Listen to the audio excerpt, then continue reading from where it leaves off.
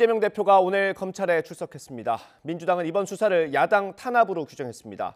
반면 국민의힘은 개인 문제에 민주당 전체가 나서는 걸 적절하지 않다고 비판했습니다. 국회 연결합니다. 정유진 기자.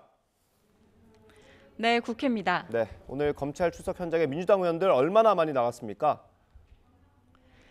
아침 회의를 일찌감치 끝낸 민주당은 당 지도부 등 40명 가까운 의원들이 현장에 동행해 이번 수사를 규탄했습니다. 민주당은 이 대표를 향한 검찰 수사는 민주당 전체를 향한 정치 공세라고 비판했습니다. 더불어민주당 박홍근 원내대표는 현장에서 취재진을 향해 이 대표가 개인이었다면 윤석열 검찰이 이토록 무도하게 나오지 않았을 것이라며 이번 조사는 민주당에 대한 탄압이라고 주장했습니다.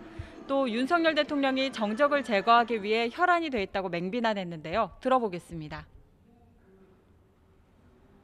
개인 이재명이 아닌 대통령 경쟁자였던 이재명, 그리고 자신들의 무능과 실정을 바로잡기 위한 야당의 당대표 이재명이기 때문에 대한민국 역사에도 없는, 아니 세계사에서도 찾아볼 수 없는 수백 명의 검사와 수사관을 투입하고 반면 국민의힘은 민주당의 집단적인 반발에 이번 일은 이 대표 개인의 문제라면서 개인이 방어해야지 민주당이 나설 일은 아니라고 지적했습니다. 조호영 원내대표는 오늘 아침 회의에서 이재명 대표 수사는 팩트의 문제이지 다수가 위세를 부려서 막을 일이 아니라고 말했습니다. 사법의 문제는 사법으로만 봐야 하지 이것이 무슨 진영의 문제나 숫자의 문제로 볼 일은 아닌 것 같습니다. 오늘 뒤늦게 출석하게 됐습니다마는 검찰에서 진실을 밝히고 진실이 규명되기를 바랍니다. 양금희 수석대변인도 논평을 통해 당대표 한 사람의 사법 리스크가 민주당을 잠식한 현실을 여실히 보여주고 있다고 꼬집었습니다. 네, 국민의힘 얘기도 해보겠습니다. 나경원 부위원장 고민이 깊어지는 것 같습니다. 아직 입장 안 나왔습니까?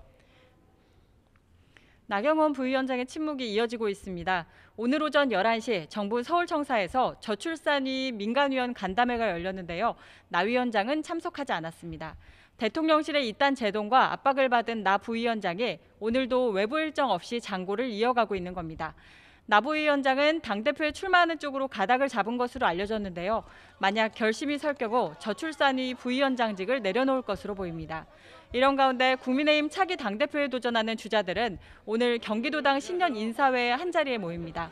당내 여론조사에서 줄곧 선두권을 달리는 나 부위원장의 출마 여부가 국민의힘 전당대회 판세에 큰 영향을 줄 것으로 보입니다. 지금까지 국회에서 YTN 정유진입니다.